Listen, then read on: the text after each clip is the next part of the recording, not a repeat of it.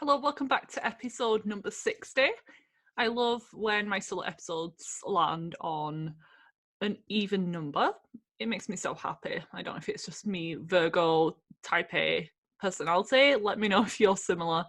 But yeah, just wanted to mention that. And it's also landed on a special day because today is the release of my online course, PCOS Success. And I'm so excited to share this with you guys. I've been working on this for many months now. And you may know that PCOS is a condition that's really close to my heart. It was a condition that I was diagnosed with back when I was 17, 18, and I had no idea about it at the time. And then that led me to study it and specialize in this area so I can help other women, because there's really not a lot of good information online. So today's episode is the 10 things I wish I knew when I was diagnosed with PCOS. And I decided to record a full episode on this because I did a short Instagram post on it a couple of weeks ago now, and I got such good response, and people had a ton of questions after that, and they wanted to learn more about PCOS. So I thought I'd delve deeper today in the episode and share 10 things that I wish I knew back when I was 17, 18, given this diagnosis, and I had no idea at the time. PCOS wasn't a condition that ran in my family. I'd never heard of it before. And as soon as I was diagnosed, I went home, and as you do, you start to Google things. And I stayed up like all night researching. In research mode, I tend to do that, but I've seen a lot of scary things like, oh, your risk of infertility is really big, your risk of type 2 diabetes, metabolic syndrome, or maybe ovarian cancer. In some situations, you're likely going to struggle with your weight. And the advice was to eat less and exercise more. I never felt drawn and compelled to do this because it just didn't make sense for me. I was probably at my leanest at that point. I was exercising 5-6 times a week, back-to-back 2-hour classes. I was restricting my diet. I was eating hardly anything because I wasn't fueling my body correctly. And maybe around like 1,400 calories a day. I wasn't tracking consistently, but probably just looking back, that's what I was averaging. And I'm 5'11", by the way, so there's no way that I was fueling my body. I was also a teenager, so I required more. I was very active, and my doctor didn't once ask me anything about my diet or lifestyle. And that is crazy. I know that they would get like 5 to 7 minutes with me in the session, but how can you give someone who's actually underweight the same recommendation, eat less, move more? That will actually make the PCOS worse. So I'm glad that I didn't go down that path. But when you're newly diagnosed with PCOS, you really want to do anything. You want to stop your hair loss. You want to clear up your skin. You want to get your period back on track because you realize how important it is for fertility and just your overall well-being, especially if you digging into more of the natural health side of things.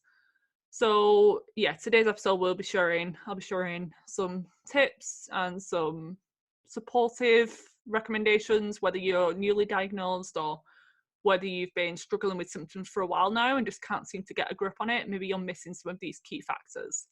But before we dive into that in much detail, I want to talk a bit more about my course because I'm so excited about it. This is the first course that I've ever released, and for the past month or so now, I've had a group of 15 women, beta testers, running through the course content in order for me to make some tweaks based on their feedback and really perfect things before it's released to the general public.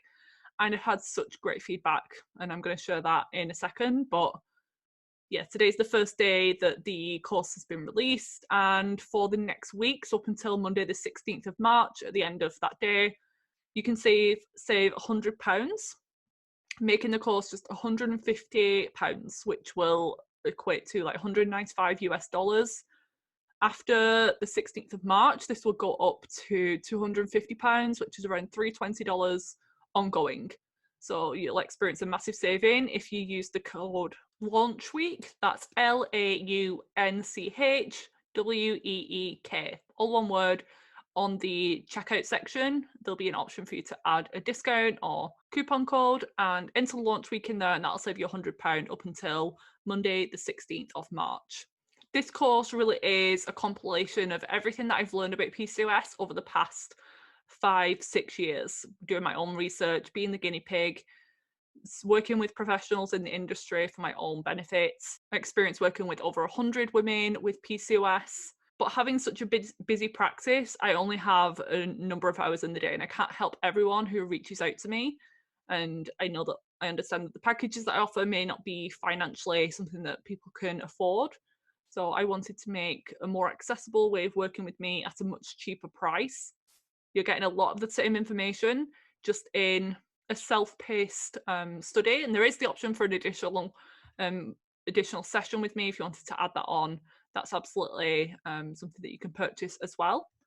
But if you want to know which lab tests you need to run, I'll include a letter to your doctor in there just to try and get you some more investigations, some optimal reference ranges so you can take charge of your own lab work and figure out what's normal and what's not, because a lot of the time you're told that everything's in normal range, but you feel all of the symptoms of low thyroid or high androgens, but everything seems normal.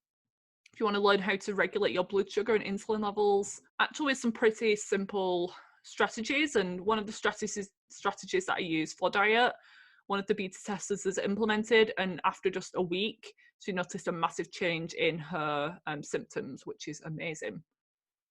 And we talk about exercise, the best type of exercise, what to be focusing on, which supplements may be best for your particular symptoms, where to get them from, discount codes. If you want all of that, plus free guides, recipe ideas, product recommendations, then this course would be absolutely perfect for you. If you like a sneak peek behind the scenes of the course, then you can head to the link in my bio, and there's 3 sample lectures on there that you can run through before you make the decision whether to join me and purchase the course. I think the lectures are on what exactly PCOS is, so the pathophysiology behind it, what's actually going on with your body, circadian rhythm, because that's key, and I think environmental toxins, so you can learn so much. And this is just like the tip of the iceberg. There's so much more information in the course. And I also have an Instagram story highlight saved, so head over to my profile. It's at Viva Natural Health, and you can have a look through behind the scenes of the course content as well. My goal is to provide you with all of the information that I wish I had 7 years ago when I was diagnosed with PCOS. I was told that the birth control pill was the only solution, the only thing that would regulate my cycle. It actually makes a lot of the symptoms worse. The underlying imbalances like insulin resistance, inflammation, stress, nutrient deficiencies are made worse by hormonal birth control, just so you know. This could also be a great thing for you practitioners or student practitioners listening as well, because PCOS affects a lot of women, between 1 in 5 and 1 in 10 women. So it's very likely that one of your female clients is going to have PCOS. And the complications of the metabolic and hormonal symptoms may mean that your conventional advice isn't relevant and may actually be different for someone with PCOS. So this could be just something good to have to educate you a little bit more on this condition. It's actually becoming more prevalent, I think, because of the environmental toxins. So it's just good. It's just something good to have under your belt for when you have that PCOS client. We don't get taught much about PCOS at all. Well, I know that I didn't in college. We just had a brief mention under the category of female hormone imbalance, but PCOS is a lot more than just a hormonal imbalance. And I want to share with you some feedback so far from the beta testers who have been going through the course content over the past month. It's been really amazing. So I'll just read a few of them now. Someone said, I really love the amount of information from the lectures, resources, and links. I think it's amazing that you've referred to other people in the resources, such as other articles and podcasts, because it's all well and good me telling you things, but I want you to have a number of practitioners that you can learn from, and for you to dive into your own research too. I love the recipes and that there isn't a strict diet plan, because I've tried that a million times and it never works, and it sends me into a more restrictive and binge cycle. Also, your lecture on the real superfoods video actually made me understand the food choices and really resonated the fact that I wanted to eat those things. And I'm not talking about goji berries and kale, I'm talking about the real superfoods that can help you heal the underlying metabolic causes of PCOS. This course has great information, and I love that you can move through at your own pace, which is wonderful. Every lecture that I've been through so far has been great and easy to understand. I love the female menstrual cycle lecture, along with the blood sugar balance, insulin resistance, superfoods, topical skincare, and info on carb cycling. So yeah, I give information about skincare products that I love, how to formulate a skincare routine, so many things. It's not just about diet, it's a whole holistic approach. Another one says it's particularly useful having the insulin mechanism explained to me because nobody teaches you these things.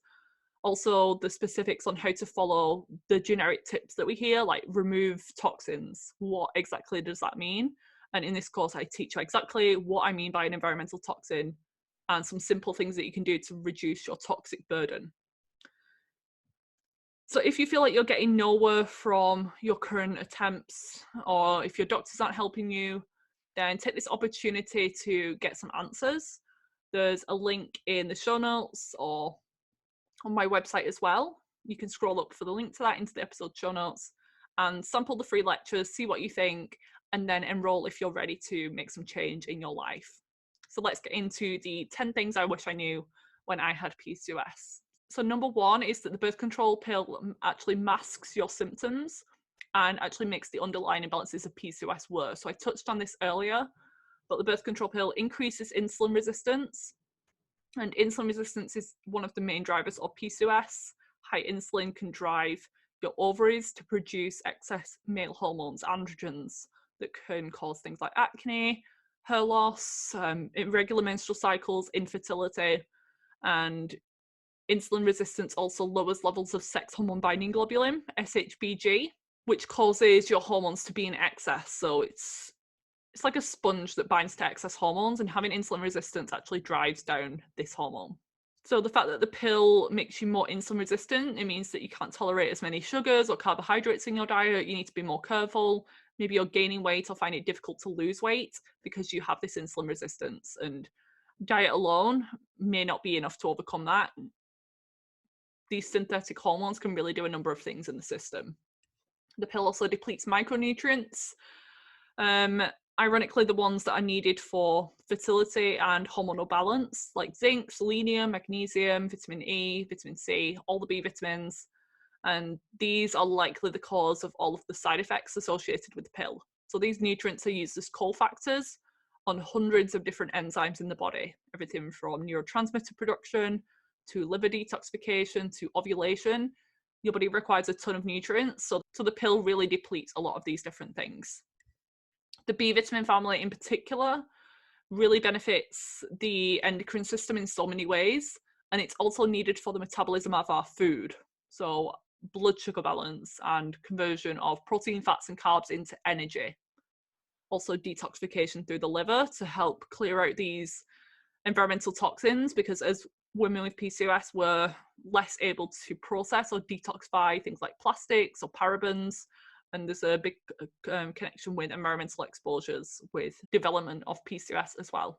Zinc, when deficient, can be associated with increased acne, poor immunity. So if you find yourself getting sick all the time, it could be from the pill. The pill also affects gut health, and it acts as a low-dose antibiotic in the gut. And if you combine that with topical antibiotics, oral antibiotics for ear infections, strep throat, tonsillitis, or acne, then you could have really impacted your gut health. Especially if you've got a family history of inflammatory bowel disease, the pill has been linked to an increased risk up to 3 times for developing inflammatory bowel disease, particularly Crohn's. So you need to be careful if you have a family history of autoimmune, inflammatory bowel conditions, especially if you're genetically predisposed and have a history of smoking cigarettes. The pill also lowers thyroid hormone, and we know that PCOS and thyroid issues are closely linked.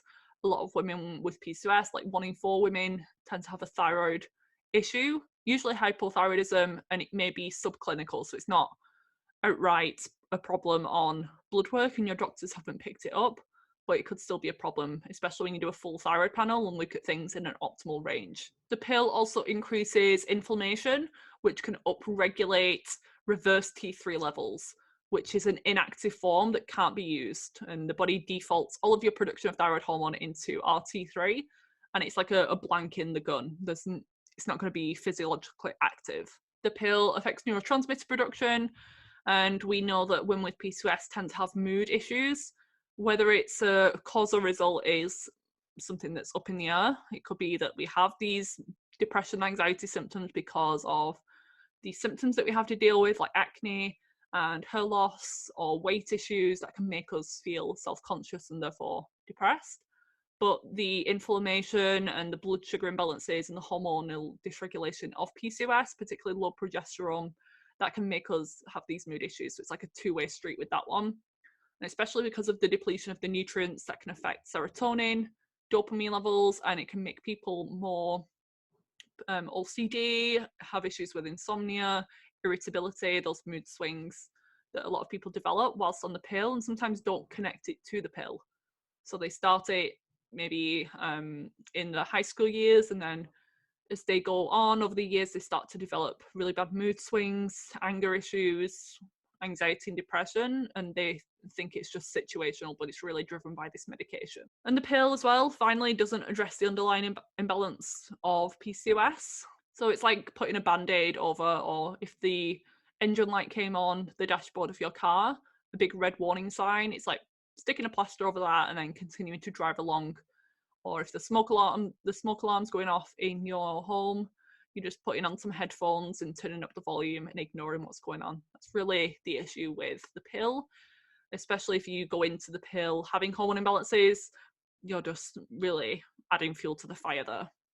And if left unresolved, PCOS can develop into other things like cardiovascular disease, type 2 diabetes, metabolic syndrome, and hormone-dependent cancers. But that's only if you leave it unaddressed and ignore your body's signals. If you work on the underlying imbalances, all these things will be reduced, the risk of them. So just because your family history, there's a big connection with some of these things, you're not doomed to have them just because you have PCOS. You can absolutely make changes. We know that 90 to 95% of disease, chronic disease, and some of these conditions are environmental, so diet and lifestyle based, whereas only 5 to 10% are genetic. So that's a powerful thing, and I urge women of reproductive years to take charge now.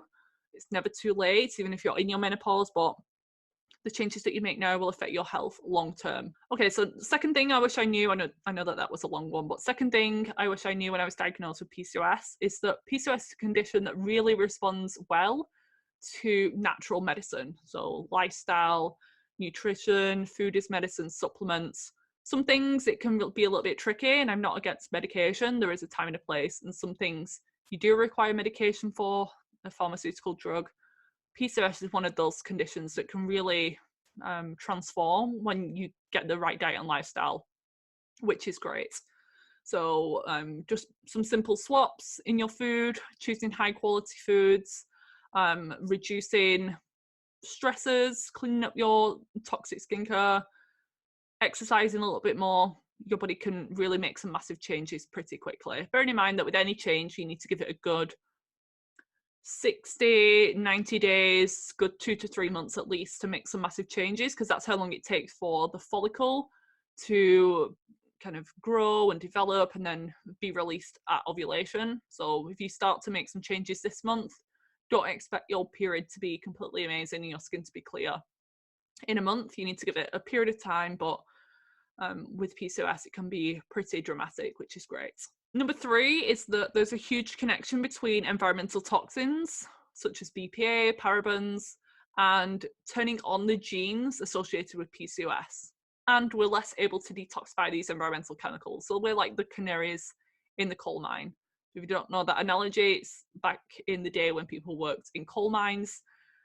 If there was any toxicity or gas present, to test that out, they'd send a canary down in the shaft and they'd listen out, and when the canary stopped chirping, they'd realise, oh, the gas levels now are very dangerous, we can't go in there, and it's killed off the little canary.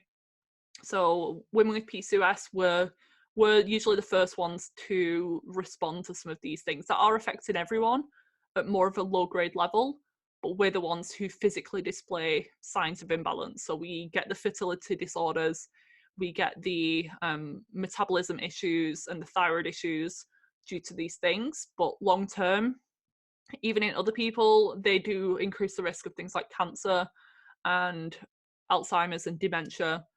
But although we have health issues in our 20s and 30s and teens, the changes that we can make, they actually reduce the risk of some of these more serious conditions in the long run. So yes, it's frustrating having to really work on your diet and lifestyle and put in more effort than your friends and family and loved ones do, but it really pays off in the long run too.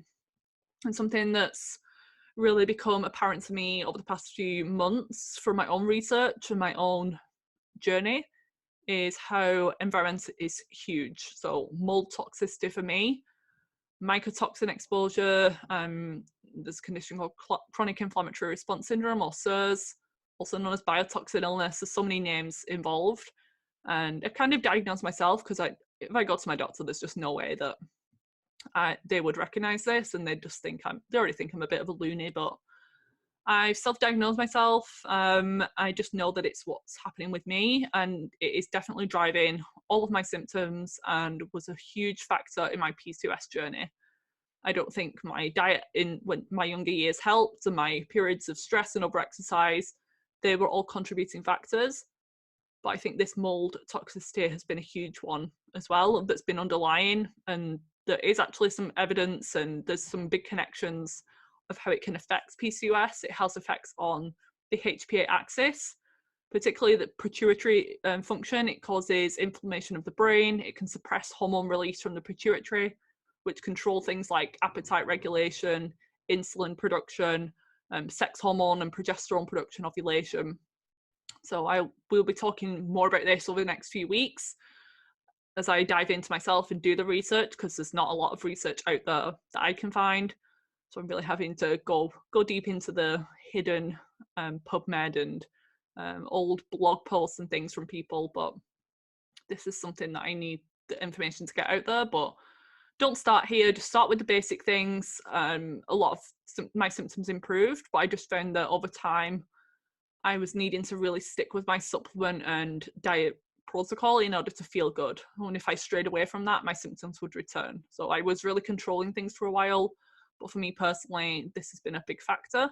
And I'll be releasing a podcast on my journey in a few weeks' time, so stay tuned for that. It's a good 90 minutes of me. That's only part one as well. There'll be a part two. But just something to keep in mind. Do you live near a railway station or an airport or a farming field that's using non-organic pesticides, growing non-organic crops? There could be some environmental exposures there as well. Number 4 is that gut health always needs to be addressed, even if you have zero digestive symptoms. I learned this with many clients. I would put off doing a stool test because it was expensive for them and they didn't really want to go ahead. I had to convince them when we didn't get any results with just the basic stuff. And it turns out, they have a chronic parasite infection or SIBO, or their gut is very inflamed. And the best diet in the world isn't going to help at that point. We need to figure out some of the more deeper imbalances. And there's even people with celiac disease and their intestines are fully destroyed because of an autoimmune attack, and they have zero digestive complaints. It's either that or they've got used to them and think that the daily bloating and constipation, diarrhea is normal. But you could literally have no symptoms at all, and your symptoms could be your skin. So you get rashes, you get eczema, you get acne, or it could be that your mood, you get brain fog, anxiety and depression. It could be neurological, so you get tingling and numbness and joint pains as a symptom of poor gut health. And women with PCOS do have more dysbiosis, so an imbalance of good and bad bacteria. They tend to have more bad bacteria, particularly the ones that are gram-negative. So they produce something called endotoxin or lipopolysaccharide. It's also called LPS. And these can directly promote leaky gut. They can affect digestion, absorption, detoxification, and having an infection in your gut or poor gut health can really put a burden on your liver. Your liver is so important for hormone regulation, for getting used hormones out the system. So if you have been on the pill or have taken medication, or you're just a human living in the modern world, your liver likely needs a little bit of love. And yes, livers do detoxify on their own, but we do need to support them, especially if you've been on any of those medications that I mentioned, or if you have chronic gut issues, your liver can likely be sluggish, and therefore you're not detoxifying or eliminating hormones like testosterone, DHEA, and estrogen out through the bowels, and that's causing them to be recirculated, and then you're led to have hormone dominance conditions, like PCOS and like endometriosis and fibroids. So the gut and the liver always need to be addressed. What that actually entails is a little bit different to everyone. And that's why it's important to get some more answers, do some more testing, and start to work on these things step by step. Number 5, I wish I knew that it's totally possible to have a baby without fertility treatments, especially if you address the root causes. There's no reason why you should have issues with fertility. Infertility rates are on the rise every single year, and there's no doubt that it's due to a number of different reasons: poor diet, pesticides, environmental pollutants, stress, so many things. But with PCOS, I remember being told, like, oh, you can go on the pill now and that will help with your symptoms, and then just come back when you're ready to have a baby, then we'll put you on some more drugs and you shouldn't really have a problem. And I'm happy that they didn't tell me, oh, you're infertile, like some people are told, like, oh, you'll never be able to have a baby naturally. That can really ingrain deep into their mind, and it can actually manifest. Even if the physiology is fine, what you believe really can come to fruition. So I didn't get that message, but I was just told, oh, you're probably going to need medications. You might struggle, so just come back when you're ready. But usually with women without PCOS, fertility rates start to decline from age 35 onwards. With PCOS, it's actually the opposite. So fertility rates actually start to increase and get better after the age of 35. And that's due to the natural decline of androgens, these male hormones, after that time. So that's kind of good. And more people are waiting till the late 30s and 40s to have kids these days, especially if you're focusing on your career, or you didn't want children and then you decided to have them. With PCOS, it's a good thing that these things can actually get better as we age. It's a little bit different for the average woman. 6th thing that I wish I knew is that women with PCOS have some benefits. So there's some advantages to having PCOS, which is something tricky to get your head around, because I know it's a struggle with all the symptoms that we can experience when out of whack. But back in the day, we were the warrior women who would survive the famine because we had that mild insulin resistance. So when everyone was starving and couldn't really function, they'd lose their periods when there was no food around. Women with PCOS would usually tolerate that really well, and they were the ones who were fertile in those times of stress. They were the ones with a little bit of extra body fat, which would get them through those periods of famine. And women with PCOS actually make great athletes. So a lot of female athletes have PCOS and they use that to their advantage. And we have better muscle mass, we can gain muscle and strength really easily. And athletes, there are some who don't really take care of themselves well, and you can tell they have really bad skin and hair loss, but the ones who take care of themselves and they prioritize rest and recovery, they eat really well, they're like the healthiest people ever. So just bear that in mind as well. And with any genetic SNP or mutation, SNP stands for single nucleotide polymorphism, just means a genetic variant or mutation, which we all have. All SNPs have a benefit. And Dr. Ben Lynch talks a lot about this, and I love his book, Dirty Genes, which you can get online. I highly recommend that one. And you don't need to know your genetics to read that book. There's actually a lot of quizzes in there which will help you see maybe if there's an area that you're a little bit lacking in, and some recommendations for that. But he talks about how every genetic mutation, whether it's MTHFR, which is the common one that we hear about, COMT, so COMT, that's another one, they all have their benefits.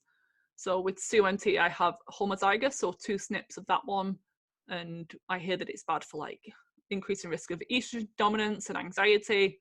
But when it's working well, it works to my advantage because I'm very productive and I can spend a good period of time on one task. So if I'm writing a blog post or doing client protocols, I can work for a good like 5-6 hours straight and be very focused. But if it's out of whack, I'm really anxious and I can't cool down, I can't wind down, and I'm more prone to hormone dysregulation for that reason as well.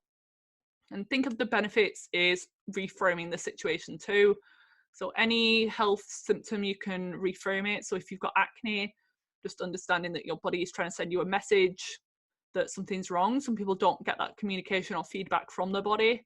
So it's actually more of a benefit, and it's hard for you to get used to that mentality, especially if you've been self-loathing and hating your skin. but try to reframe it. It will take effort at first, but then it becomes more automatic. And for more on the benefits of PCOS, I talk about this obviously in the course, but episode 5 of the Hormones in Harmony podcast with Dr. Felice Gersh. Love that episode anyway, and she is a wealth of knowledge, but she talks about this as well.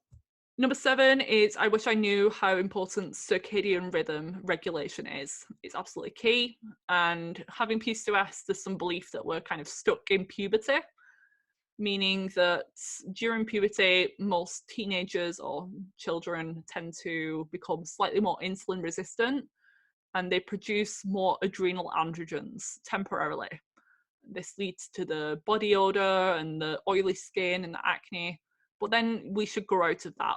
In PCOS, something happens, whether it's a life stressor or an environmental trigger, that we kind of stay in that phase and we don't really grow out of it. So we are in our mid-20s and we still have all of the symptoms of a teenage boy.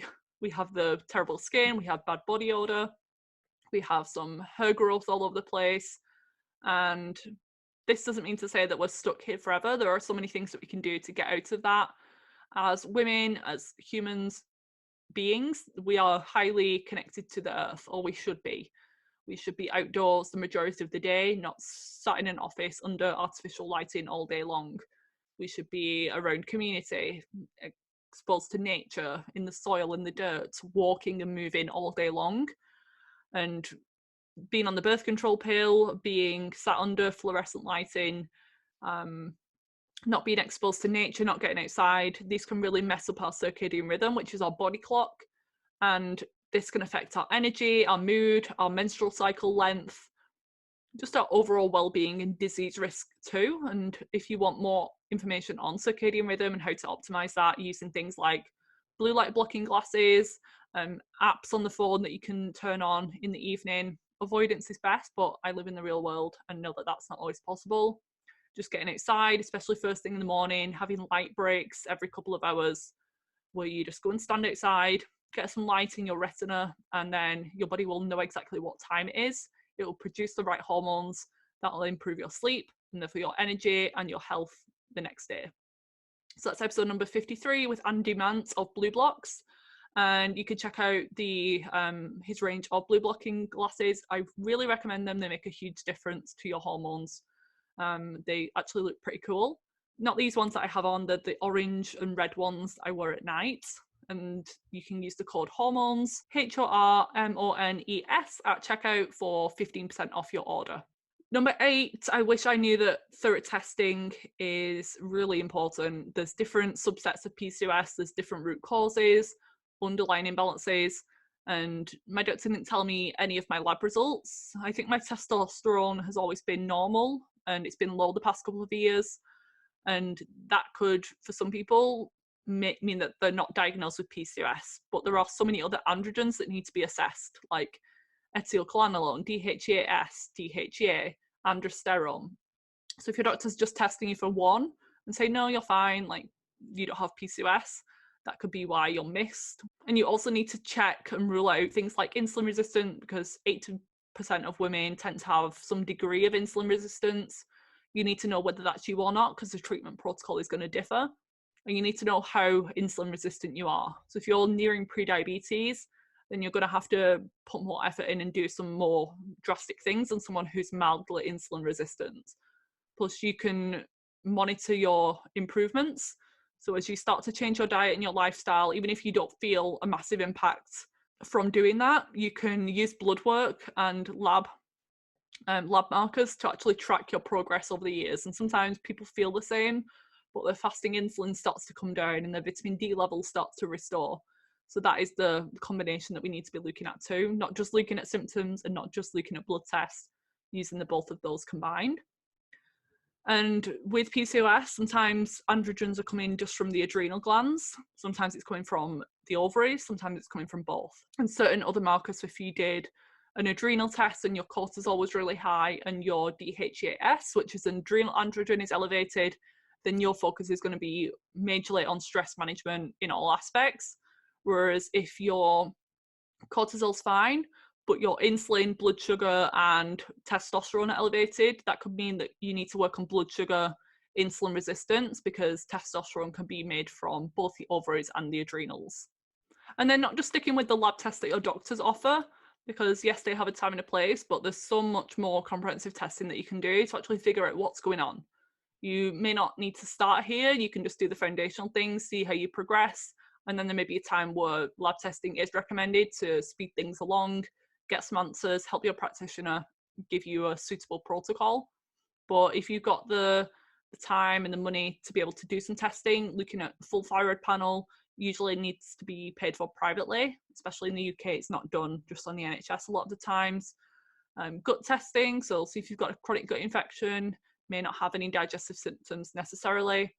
Something like a hair tissue test could be great to figure out whether a chronic mineral imbalance is affecting your blood sugar and insulin levels, or your thyroid, or making your androgens really elevated, because minerals like copper and zinc, magnesium and potassium can all be involved in that as well.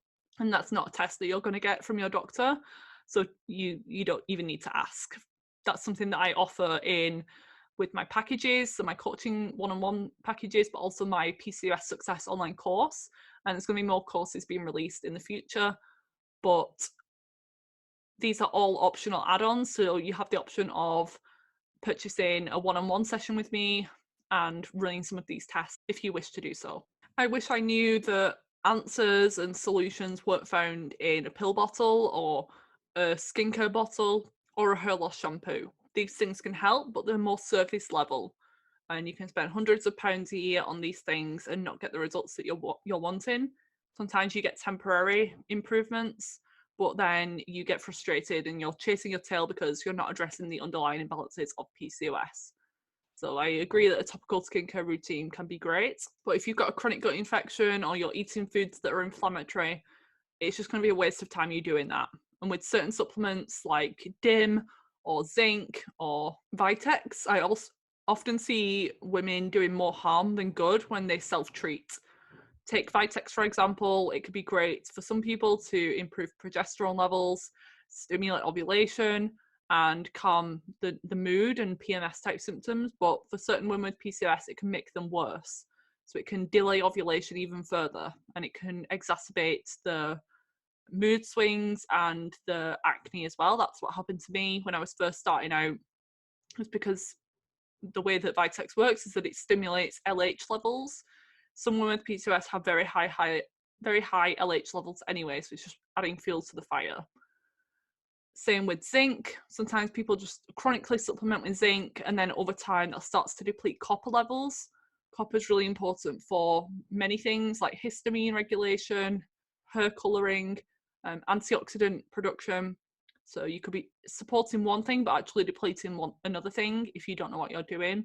And I use the hair tissue test to figure out if that's a factor for my clients. And even DIM. So I reached out to start taking DIM when I first learned about this, because I read that it's the cure for acne and it can help with hormonal imbalances and irregular periods. I took it and it actually almost stopped my period completely because it lightened the bleed so much. It was like pink and it lasted 2 days. And that's because DIM reduces estrogen levels, and my estrogen wasn't elevated at the time. And you need to know what you're doing, especially any of these things and bioidenticals and glandulars and herbs. You can really mess yourself up, even though you're trying to do a good thing and save time and maybe save money from working with someone. You're actually making the condition worse. And then last but not least, just know that your doctor isn't the only one that can help you. It may seem that they're the be all and end all, they know what they're doing. Maybe you're working with a gynecologist who said that they specialize in PCOS, but you don't feel like you're making the progress that you expect. Just know that there are other answers. Don't feel like it's the end of the road if your doctor's given up and just told you that the only option is the pill. That's not true at all. You need to dive deeper, and it's a good thing that you're listening to this podcast right now, because you're getting some more education elsewhere and you're empowering yourself, and I love to see that. It's the people who just give up and just think, oh, this is just how it's going to be, this is just what happens in my family or where I live, where I come from. That's not the case at all. You can absolutely make some massive changes, and joining PCOS Success would be an amazing first step. The information in that course is really the foundational stuff, So looking at your diet, foods to eat, foods to avoid, lifestyle, how to optimize your sleep, ways to manage stress. And then from there, if you're still struggling, because I understand that it's not again, there's no one resource that is going to heal all your problems or cure everything that's going on. But from there, if you then still need some further support, you have the option of working with me, getting some lab results. And that usually is a really good place to start. You try and do the basic things on your own. And then when you get to the point where you've exhausted all avenues, you then work with the practitioner, and that could actually save time for you. But there are other people who just need support from the get-go. They want some testing, they want to figure it out. They're really busy, they work full-time, they have a family, and they really struggle. So they go straight into the working with someone. So I hope you find this useful. If someone you know, a friend, a sister, a loved one, is dealing with PCOS, I think you should forward this onto them, share this with them, tag them in a post, and let them know that information like this is out there. There are things that you can do. There are other education options for them to go through. And as always, if you've got any questions, you can send me a DM on Instagram, send me an email at hormonesinharmony@gmail.com, and I'll happily get back to you if you've got any further questions after listening to this information. So see you next week for another episode with a fantastic guest.